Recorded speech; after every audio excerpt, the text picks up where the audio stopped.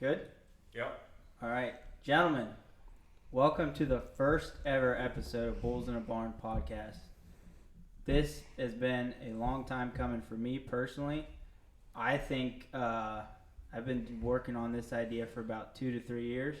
I appreciate all gentlemen being here and being a part of it. We're going to have a great little conversation about the poultry industry here in a little bit, but before we get started, why don't you all go ahead and introduce yourself. Adam, why don't you go ahead and start? Hey everyone, my name is Adam Miller with Miller Farms in Prince George's County, about 10 minutes outside, or 15 minutes outside DC. Produce, wholesaling, a lot of vegetables, retail. We have a farm market there. We have a nursery, growing a lot of flowers and mums, bakery, homemade ice cream, homemade donuts. And we do the fall family fun is what we call it, so fall festival type stuff, and that's a little bit about me. How's it going, everybody? My name is Jonathan Albright, aka JT Albright. My family is about 8 miles north of Towson. If you don't know where that is, it's about 45 minutes north of Baltimore. Like Adam, my family does vegetable production. We do fall crops, summertime crops. Unlike Adam, he also does greenhouse production as well. We do bedding flowers, vegetables in the ground. We also raise about 200 to 250 head of cattle, broilers, layers. We raise about 5,000 turkeys for Thanksgiving, which that time is soon upon us. If the date is not with this, it's almost Thanksgiving time. It's coming up. Otherwise, busy year for you, right? It's going to be busy here shortly. I will not be sleeping here shortly. So, other than that, personally, I guess that's all that comes to as far as the business side of things. I went to school at WVU, and I am a current member on the Baltimore County Farm Bureau Board. Alpha Gamma Row Brothers, too. That's right. That's right. Yeah, we'll talk about that another time. Hey y'all, it's Matt Schnebly here. Coming to you live from Clear Spring, Maryland. Born and raised on a 500-acre, 200-cow dairy farm. Family still owns and operates. I'm currently employed at Creekbound Farms on a slightly over 4,000-acre corn, wheat, and soybean farm as a combine operator and truck driver. I do sit on a lot of boards, including some of the Farm Bureau boards. So I get some of the legislative arm. But as Ryan pointed out, we're going to be talking about poultry today. And Ryan, go ahead and introduce yourself. Real quick, before I introduce myself, I know you all can't see him, but we're also going to quickly just give a big shout out to Josh Bollinger, Harry R. Hughes Center for Agroecology. I know you can't see him on the video, but this guy's awesome individual. We're hopefully going to get him on an episode if he's willing to talk on one of these days. But I'll speak. Oh yeah, we'll get you to speak. I got some topics. he's our behind the scenes AV video technical. He's a superstar nerd, as I like to put it. These are all just best guesses. I'm Ryan Zimmerman. I actually work with the University of Maryland Ag Law Education Initiative. But here tonight, I'm representing myself and what my true passion is, which is, at first heart, I'm a lover for the dairy industry. Grew up showing dairy cattle, especially in the state of Maryland. Montgomery County is where my family farm is.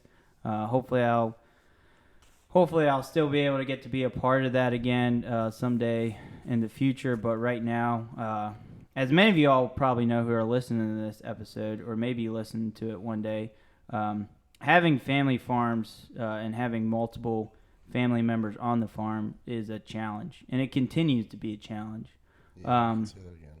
Yeah, it's a big challenge. But one of the things we want to talk to a little bit about, which I know a lot of people in our group, which definitely we'll get in discussion later about the group and the program we're in, what we do. But man, these poultry tours we've been doing have been really, I guess, eye-opening for me, especially about the plant that we toured today.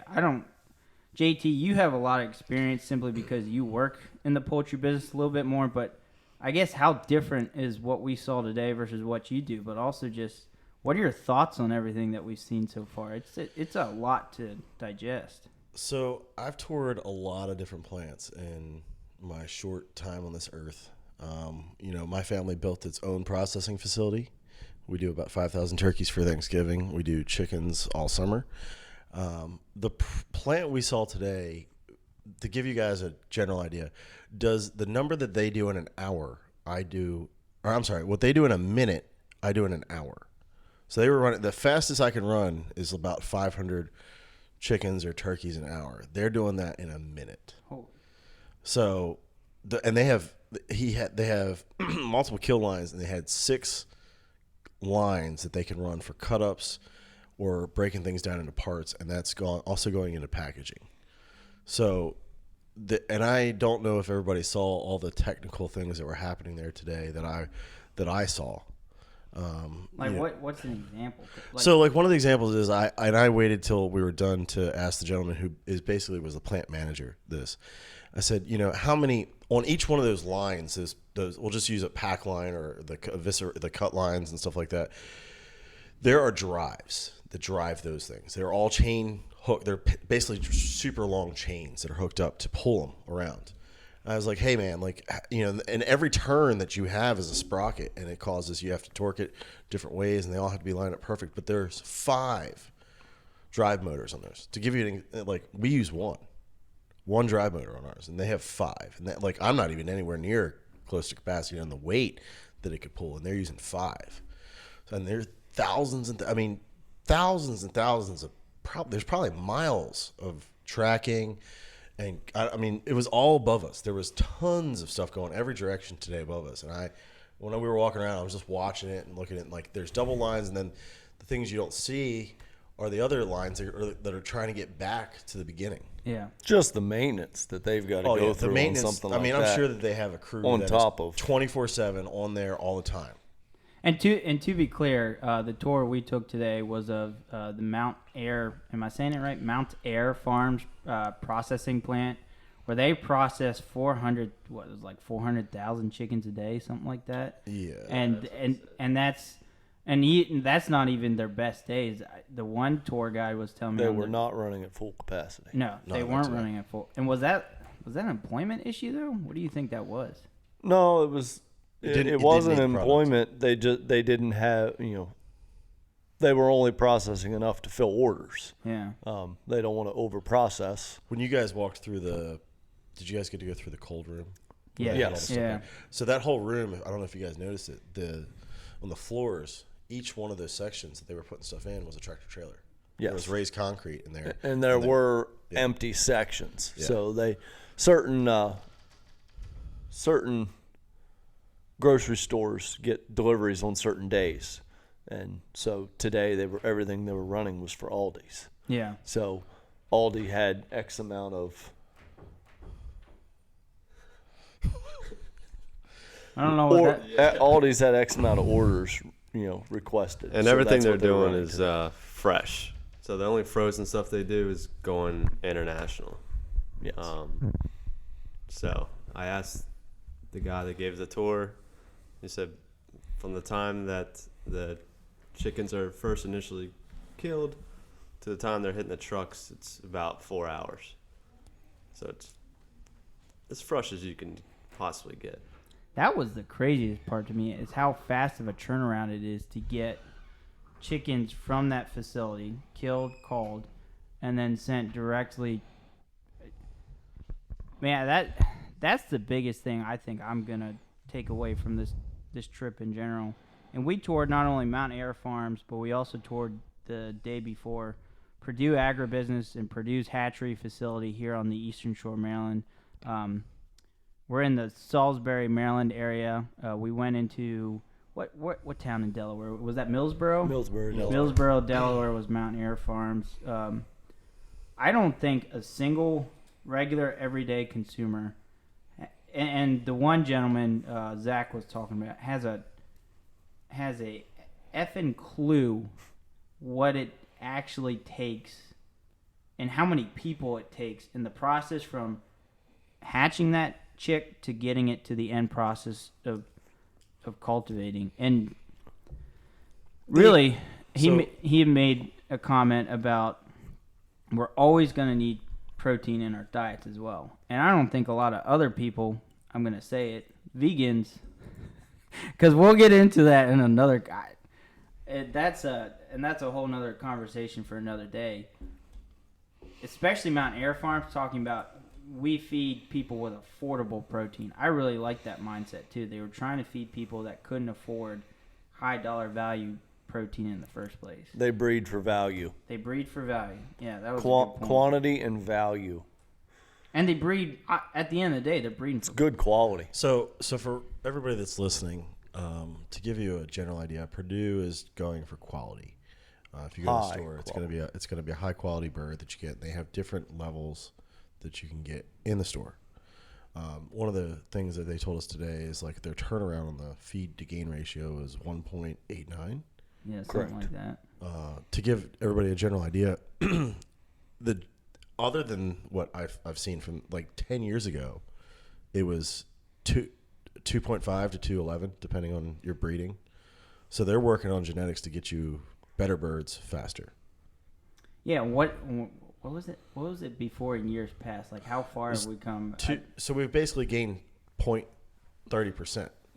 Oh, they're gaining more than that because you're raising the 0.3. bird 10 days. You're getting a more mature bird 10 days sooner. Remember that picture we saw where like from 1957, 59, with the size of the bird that they were getting then? A full-size bird was 3.5, 4 pounds. Yeah. Now a full-size bird is 9 to 10 pounds. Yeah. So for everybody that doesn't know, I think we should go around and go from the beginning, like from what they have to do in the very beginning, from peep all the way through. So everybody has a general idea of what we're talking about here as far as the timing, everything that goes along with that.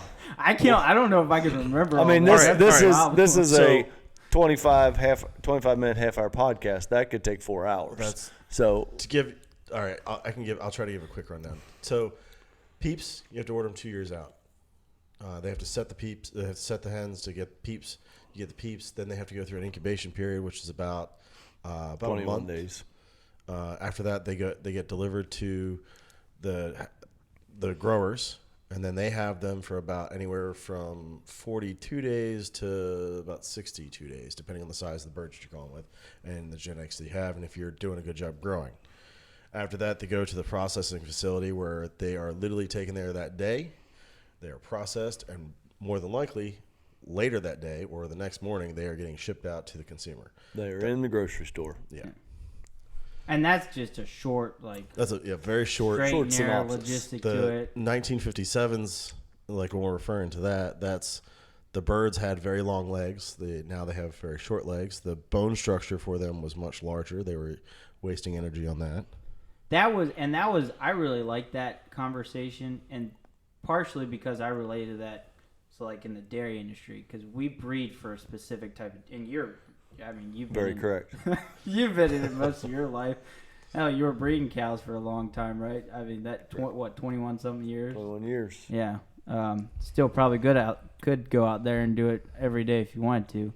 But getting back to the point, like we're always trying to improve the genetics for the best profitability of the animal, and that's not because we're doing it just for the money, but we also want good quality care for the animals as well. I mean, cows, for example, we're trying to breed for animals that are small enough to fit in the freestall barn so that when they lay down, they're comfortable. And I'm sure they're doing it the same for chickens. They want to breed them so that there's some type of comfortability. Like the long legs, I'm sure there was a lot of problems with that. Yeah, early on they used to, as they were breeding them in, they got as they were getting larger. For a while they had a problem with the hens getting too large, and their bone structure couldn't support it, and they would actually break their legs. Yeah. So that was a problem for several years until they got that genetically bred out of them. They found one that this one has shorter legs, and it can hold the weight better.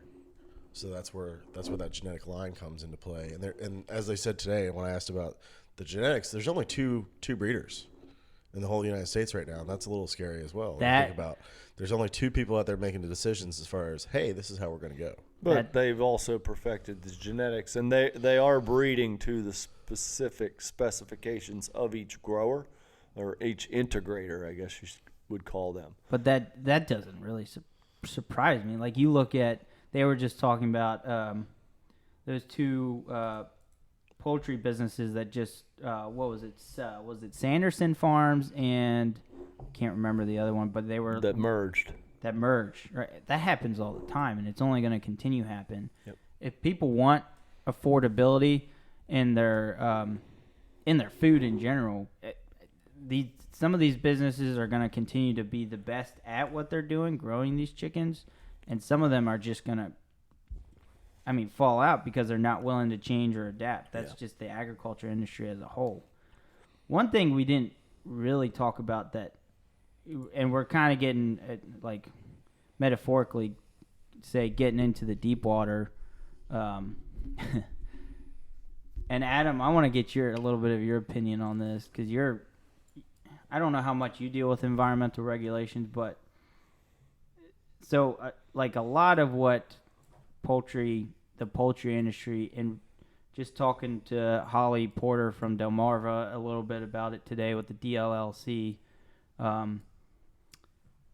the regulations they have to go through to even operate that farm or that processing plant.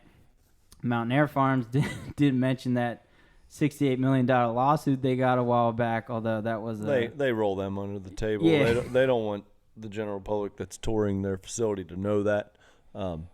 Some people there did know it, but they didn't bring it up, so it wasn't talked about. But then I asking Sarah in our group, I asked her about that, and she said it was a problem. They fired everybody who made that mistake in that problem. They fixed that problem since, and they're trying to, and every day they're trying to repair all the. Yeah.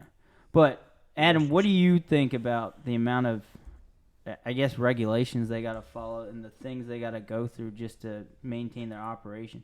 We'll just start in a simple level, a poultry farm in general. Like, what are your, I guess, general thoughts on that? They have to maintain and comply with an incredible amount of regulations. Most people kind of are a little annoyed by that. Most growers, I would say. Some people are happy to do it. But I think at the end of the day, it's the right thing to do. Like, we all know it's the right thing to do. It's a little frustrating at times going through the paperwork, for these farmers and all. They're already busy as can be to begin with, and then you add this extra work on their plate, and sometimes they don't necessarily see the importance of it, but in order to be successful, you have to think. You can't just think about yourself. You have to think about the communities you're working in and around, and the overall health, environmentally, economically, of the poultry business. We don't deal with a ton of environmental stuff at our produce farm, but it does exist. We are Maryland GAP certified. We do have a nutrient management plan. Explain Maryland GAP. To be honest, I'm not as familiar with it. I know Farmer Chippy, he's Maryland GAP certified now. Yeah, it's just a basic level of food safety certification. Maryland GAP means Maryland Good Agricultural Practices. Basically, if you make X amount of money, I think $25,000. If you make more than $25,000 selling your products, then you need to be Maryland GAP certified. Okay. So, and this certification is it like a general good practice for farms to have, or what's the value of it? It's pretty much the entry level of food safety. So it's a basic certification, but plenty of documents you have to have. You need to be training your workers. Your workers need to be trained on safe food handling practices, sanitation practices, cleanliness. A lot of our agricultural workers come from different countries, so their sanitation isn't quite up to the same standards as the American standard. part of which the plumbing in some of these countries can't handle, putting toilet paper down the toilet, for instance. So, Do y'all remember how much water that plant was using per day? What was it? It was something close to like 1 million gallons. Million gallons. And that has to be all kept, claimed, and then has to go through and get cleaned. So, I mean, to think about how much that was. I mean, I don't know if you guys saw it, but there was like a line the size of my chest there that was bringing water in, and then that was going to, and it was just kicking out for the like under the pluckers to keep the feathers to keep shooting them to make sure that. I mean, there was a huge volume of water, and that thing was like this big coming in, and it had smaller shoots coming off of it, but it was quite large. They need the amount of water they roll through, and then have to recycle and clean to reuse, because they do some best management practices as far as if they can reuse it another time, as a flush system to flush things down before they treat it, before it gets discharged. They have taken many steps there to minimize their economic impact on that level, but their water permanence and everything they've got to have are probably astronomical. Yeah. One of the other things I don't know if you guys saw when we were walking around was, did you see all the water, the collection, just the troughs? I really didn't The trough ponds. I didn't There pay were attention. everywhere you walked, there was some type of trough or system. P-traps. Yeah, P-traps, and it varying in sizes. So anywhere from like 2 inches, 3 inches to feet. So I mean, they're trying to get the water as much and keep it. They don't want standing water. Now, is that part of that, when we were touring that bioenergy facility, like the DAF? Is that what that's called? So, yeah. Yes. That was, all right, so I want to talk, because that was a huge argument. DAF is the solids that roll to the top. Weren't, at the last Farm Bureau convention, and speaking about Maryland Farm Bureau, weren't we talking about DAF and trying to get a policy into what? We were trying to ban it, weren't we? Like ban it? There's certain people that believe it should not be field applicated Because the smell is so because of strong. smells. Yeah. But there are ways you can treat that. You can there's additives you can treat for cow manure, hog manure to make it not smell. Different microbes you can put in. Can you do that for DAF? Is there any nutritional value? If there's plant growth that can help use the nutrients so it doesn't leach, maybe. Is it beneficial? I don't know. They spread human waste in the state of Maryland once it's been treated No, they don't. as Yes, human they do. sludge. Where are they? Absolutely. On what, They do in farms? Pennsylvania and Maryland on farm ground. They Who's also running that? spread alum water, which is the gray water that's left over after they treat at the wastewater plants. They put it in the lagoon. They spread that on fields. There's lots of applications of byproduct that are spread. There's a company called Synagro that has the main contracts that goes all over the state and handles all of the sludge spreading, and they call it cake. You see the MBI trucks driving up and down Interstate 70 all the time. They're hauling human waste. Yeah. Once it's been pressed and treated and there's no bacteria content, they just got to get rid of the solids that are left over, and it's just land applicated on farm ground. Doesn't really have a smell. It just doesn't really look the best either, but everybody doesn't, they complain when we spread our poultry litter and when we spread the cow manure. So just gives the public something else to complain about. And us farmers to have to, go out and do more education to try to, educate the public on the benefits of it. And we all go. It's got to go somewhere. It's got to be treated. So I think we have to do something with it. I think all people care about, though, with that, out of sight, out of mind. Out of sight, out of mind. That kind of. Yep. If they don't see it, it doesn't happen. I want to say that pissed me off a little bit, because I didn't even know that human waste was being spread like that. Yep. And most people probably don't even have a clue where they're. Well, 25 years ago, you could get your house septic pumped, and the guy, he just went and spread it right on your field. Yeah. Now it has to at least go to a wastewater treatment plant.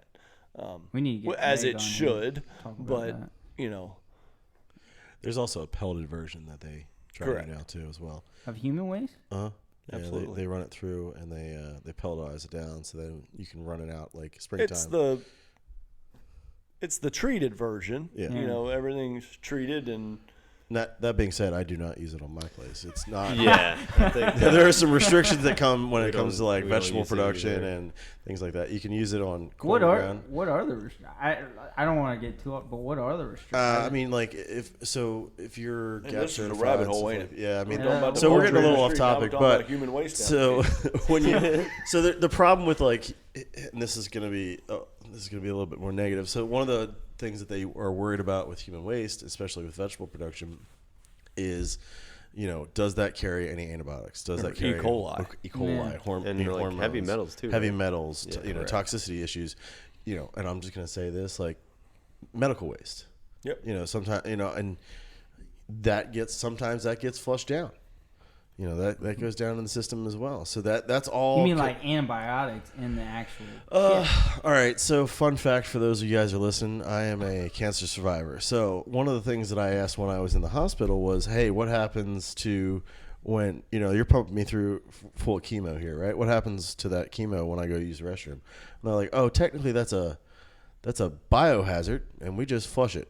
And I said, "Okay, cool. What do you do with it after? Like, I'm sure the hospital collects it like in a separate system, and they're like, oh no, it just goes straight into the city septic. All goes in one place. All goes one place. So like think about how they nurses and doctors, how they handle chemo, how like if you get sometimes some of it, if you get it on you, it'll burn you right to the bone. Yeah. Like how bad that stuff is, and then you put it on the fields. Now that's a negative side of it. I'm not trying to go on that. But that's before it goes Before through it the gets treatment treatment process and all that. But to what extent do they treat it? So now getting go to the fields compared to getting back to Daft. So the place Yeah, we saw. So the place we saw today was it was a composting and it's a composting also, facility. Eventually they want to do Anaerobic digestion. Yeah. So which is I think is going to continue to become very popular. That is it was a huge deal when I was growing up for dairy farms. I thought it was going to become the next big thing, but it's expensive to start. That's the biggest. And we do problem. have another talking point on that specifically. That I Yeah. think We'll get to that in another episode. But that's one of the things they're taking that Daft, mixing it in. They have two different ways that they want to do it. One's anaerobic, and the one is mix it in with basically pine chips. Yeah. Or mulch for those people that don't know. Yeah. Were y'all on the tour with Senior, or did you have the? I had the lady. We had the Yeah, lady. I had the that- lady as well. Yeah, okay. She gave a very in depth. We'll hit on that in another podcast. Senior was very. I love. He's so dedicated to that. But just a quick side note, because Senior, it was the gentleman that gave us a tour, started talking about. He asked us about factory farming, because he's never understood. What's that? All right, that's a good question. And Logan gave a really good explanation about what factory farming is. Well, that not even that it's a thing, but that it doesn't exist. So the perception of what it is, or what? What? Perception of what it Okay, is. so there's a big misinterpretation, I think, that most farms today are factory farming. That essentially a corporation like Walmart, for example, Poultry, dairy, anything. Hey, we could take Mount Airy and use them as an example. They're family owned. They are They are family. family. So owned. is Purdue. So is Purdue. So is any kind of almost. I think what is it? Still 98% of 98% of all farms in all the farm United States are operations. family owned. Yeah, but he basically thought that because a farm is so large, like that they process so many birds in the house. And the house we toured today was 20,000 birds. I think they could fit. Correct. Yeah, 18 comfortably, 18 to 20,000 if they were smaller birds that they were raising up. For what? How long? It's like 3 weeks. 3 weeks. 4 if you're going for a larger. Yep. But they're averaging about 9.8, 10 pounds just about when they're finished out, right? Depends. 9 to 10. Yeah, I mean, At that particular location we But were at that's today. that's a pretty big bird when you're thinking like they set these facilities. What I'm trying to get to is that in his mind, these large elongated buildings, essentially 40 by 500. 40 by 500. 40 by 500. That is your factory farm. Even though it's owned by a family that's running that operation, because they're doing it at such a large scale, they're working with Mount Air to get all those chickens processed quickly and efficiently, which most people don't understand. At the end of the day, you want affordable food. It's got to be profitable. It's got to be sustainable.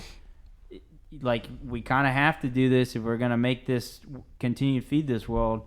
He just didn't understand that, so we had to kind of explain that to him. We don't want that. What we want is to continue to support families who are farming, raising those chickens themselves, but they're going to have to continue to grow or diversify,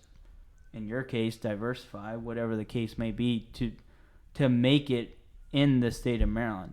And it was cool because after the conversation, he said, "You all really taught me something. I had a lot of misinformation about factory farming, and now that because of you all just simply talking to me about it, I have a better understanding."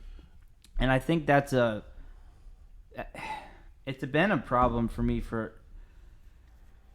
we need to do a better job, and this is what I think we need to continue talking about.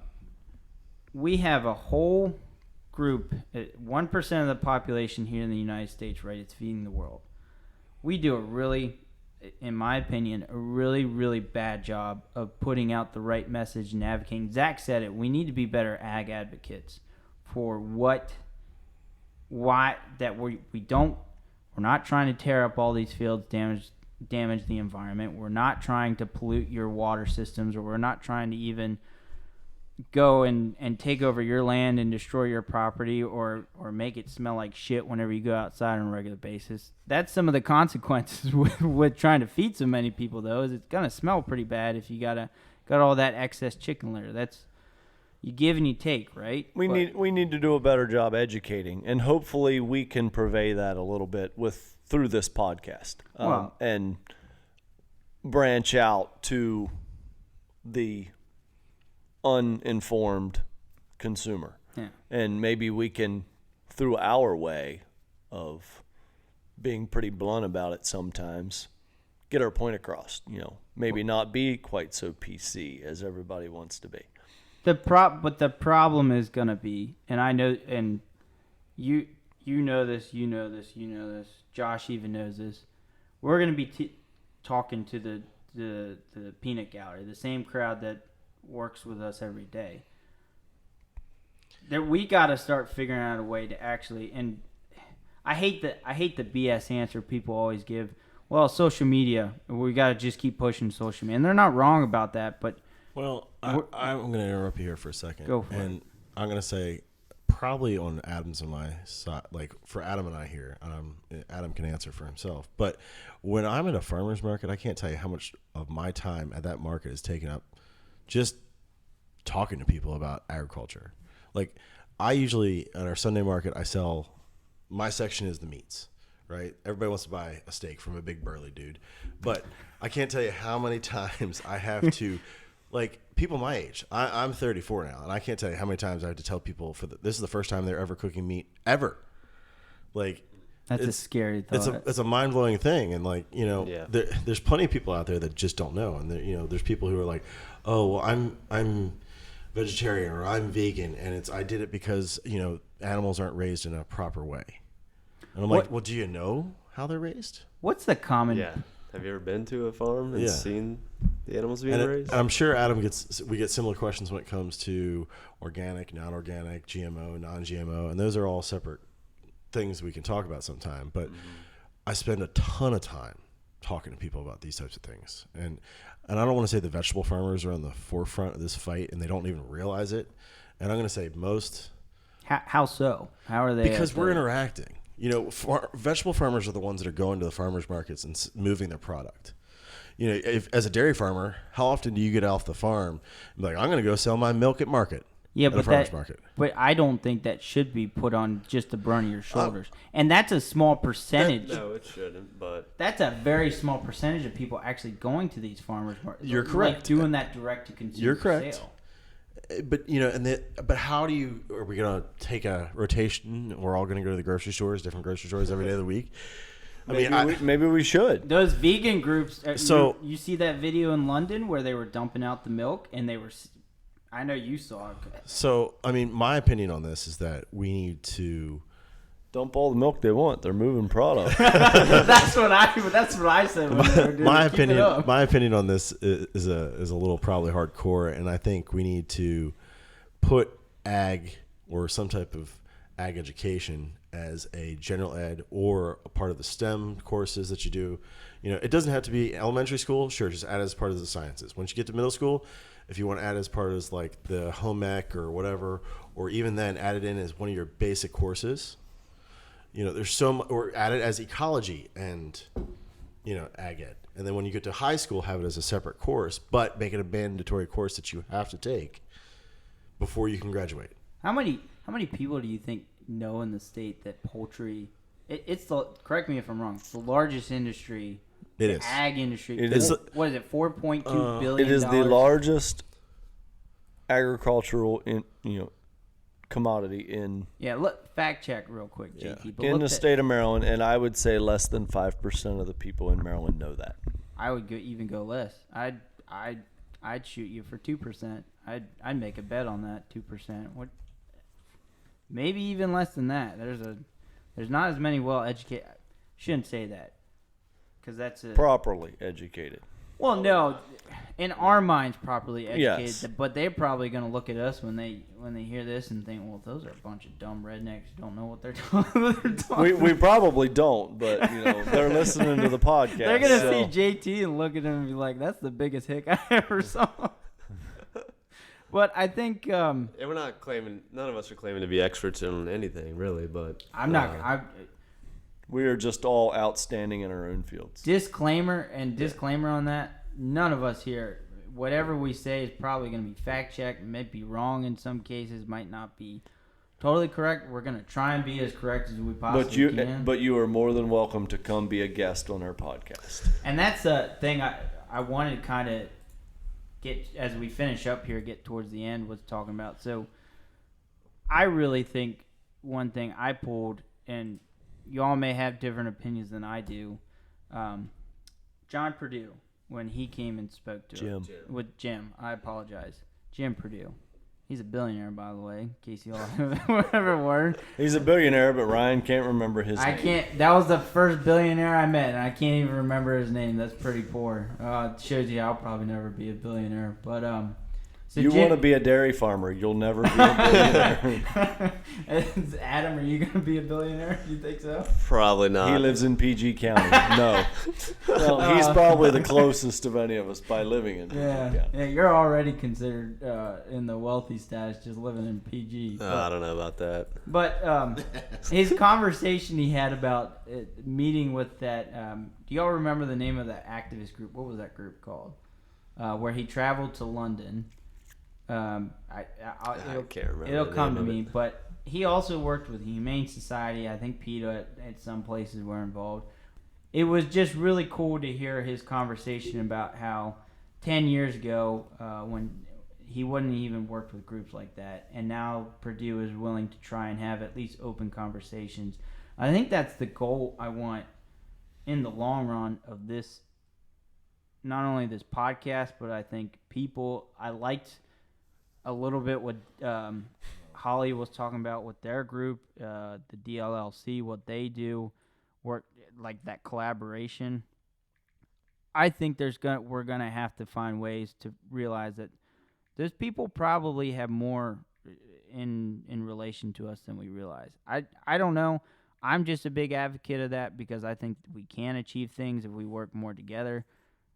Some people I talked to today when I kind of made that same comment said, well, some people shouldn't even be allowed to talk because they're not experts on this conversation. So which And a lot of people might think we're not, but we're not, but we're not claiming to be. But, No. but we should at least try to, if you have if you feel like you should be well represented enough, regardless of whether you're not a poultry farmer or somehow you're impacted. For example, if you're a neighbor around that area, you should at least have have the ability to speak. Every person should have a right to speak on an issue, right?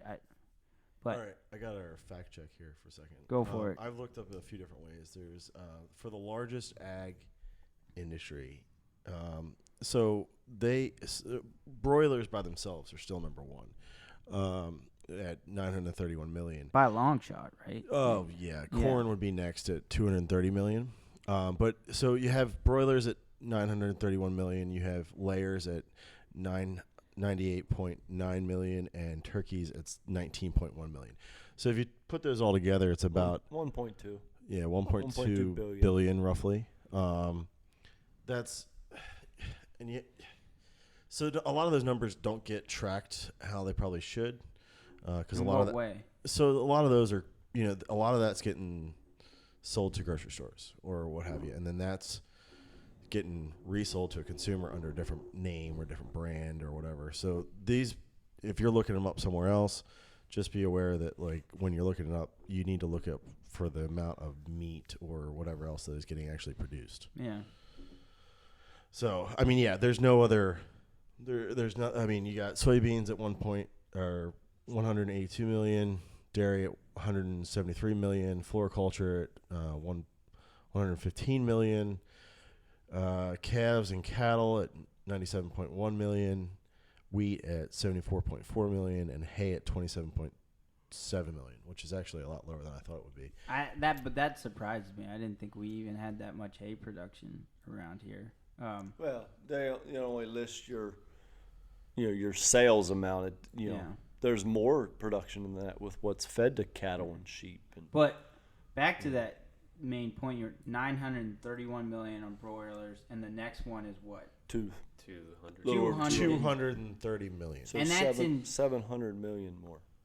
the state of Maryland just alone. We didn't even. Now it's saying it's used for feed livestock and to make ethanol, which what the one guy said today, the biggest problem they're having with soybeans and corn. They don't have enough Getting soybeans. it. Well, even the corn, he was saying they're having problems because they're using it for ethanol production. They can't get enough. They don't have enough feed. That's gonna be. And well. So shout out to everybody. Maryland is generally, especially in Delmarva, is a grain deficit area. They have more animals than they can produce feed. It's not getting any better either. We're not gaining more farmland. We're definitely. You want to start going down the rabbit hole of solar facilities and how big some of these operate. We'll cover. We will agri- dedicate a full But- podcast to that. But that is scary. I think in all, and you all can agree with me on this. We're constantly, especially learning from the tours we did today. Appreciate the people that are doing the work to get that broiler, those eggs from the beginning, hatching that chicken to the very end, whether it's getting it at the hatchery, laying the chick, sorting through the chicks, males and females, growing that chicken, that male or female at those barns, and then the people that I don't know how many of you all would take up that job working in that plant. I know I'd have a tough time making it. Speaking of which, the sorting was what they had to do. How many an hour? There sorting- was a so- quota, right? To sort males and females as baby chicks, each sorter did 2,000 baby chicks an hour. Yeah. Which, for those of you that don't know, they'll have to look at like the tiny little pin feathers. Imagine looking at the hairs in your arm and making a split decision. And they can tell. They were 98% correct. Yeah. And those things are they're moving. They're not, their hands are. Purdue one, like One per second. Did the Purdue One per second. It's at like Purdue. 2,500, I think. it was like 32 something or something like You're that. probably So you're probably Purdue right. was, and then Purdue was faster. But they had less We had more people, probably. Better less sorters. people at Purdue. And I don't know More if you guys saw people this, down there. why it was important. He talked about it in Mount Airy, why it's important. The females, when they sex them like that, the females actually share the feeder space. The toms, which is the males, do not. They dominate. They fight over the feeder space, so they actually lose feed efficiency. Oh, I didn't know Correct. that. If they're together and commingled, when it's all males in one house, they survive better. If it be males and females, the males would dominate and the females would be held back Yeah. because the males dominate them at the feed bowl. Gentlemen, we're going to wrap this quickly up. But before we do, I want you all, one last before it go around, I just want to give a shout out to every person that works for Mount Air Farms, Purdue, any of those poultry processing facilities, plants, the farmers, especially the hatchery.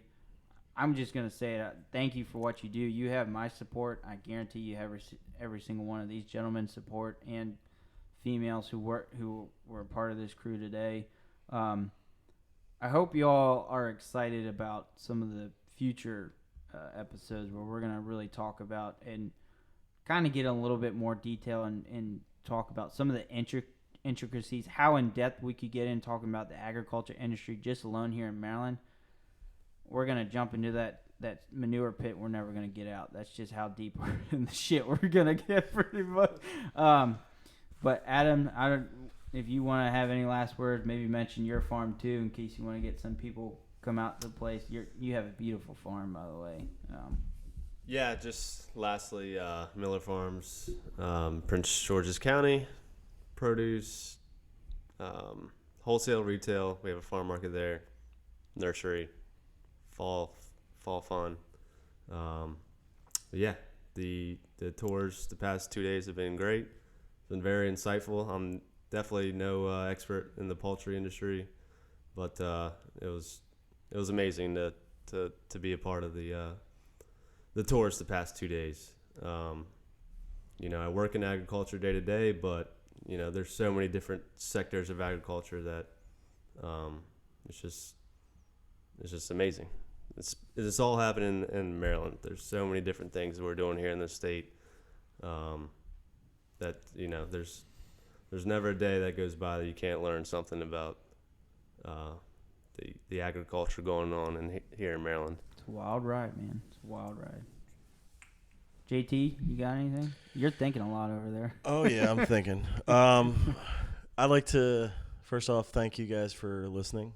This is our first try at this, first hand at seeing if we can make a go of this. And my name is JT, Albright Farms. We are, again, that Thanksgiving turkey. We can service all your Thanksgiving turkey needs. And you've got I'm not going to mention the secret, but you might have a secret that we'll have to talk about in a later episode, right? And it's a pretty big accomplishment. You know what I'm talking about. I'm not sure. That might be something else. I'm not sure about that. But if it does happen, we're going to have to. So, yeah, in general, what I'm looking forward to, I've got a 7-page list of ideas that we're going to be going through here for topics. Some of them are real dark, and some of them are super heavy, and some of them are just light and fluffy and fun. So I'm looking forward to talking about all these things. I'm hoping you guys will enjoy listening to it. Otherwise, it's going to be a fun ride, and I hope that we can figure that the wood comes from the forest. That is where the wood comes from. That's a good quote. I like that. And as we continue to work on the tools in our toolbox, I just to quote a popular movie, you can get a good look at a T-bone by sticking your head up the bull's ass, but you could also take the butcher's word for it. We are by no means butchers here, but we consider ourselves pretty good advocates for ag, and it's not. We pride ourselves in the education of the public, and able to get the good word out there and help people understand what's going on in the ag industry on all aspects, good and bad. I think everyone should be a Maryland Farm Bureau member because the Maryland Farm Bureau, of course he did, fights for the farmer and their rules and regulations in Annapolis. How much are they paying you to go to Puerto Rico? How much are they paying you to go to Puerto Rico? All disclosures out there, I sit on the Maryland Farm Bureau board, but membership is our number one drive. So, and I will be attending the American Farm Bureau Convention in Puerto Rico in January. And no, they're not giving me anything. So I'm going to interact with other nationwide leaders on agriculture and legislative issues. So, Ryan? Yeah. One thing keep in mind, it won't just be us idiots here, the only ones. We plan on bringing some real, actual experts, PhDs, people who dedicate their whole lives to the different aspects of the industry. And people who are going to disagree with us, which it might get a little heated when that happens. I'm going to try and make sure it doesn't, but That's gonna make it fun. but I appreciate everybody listening, and you all have a wonderful, have a happy life, and bye everybody.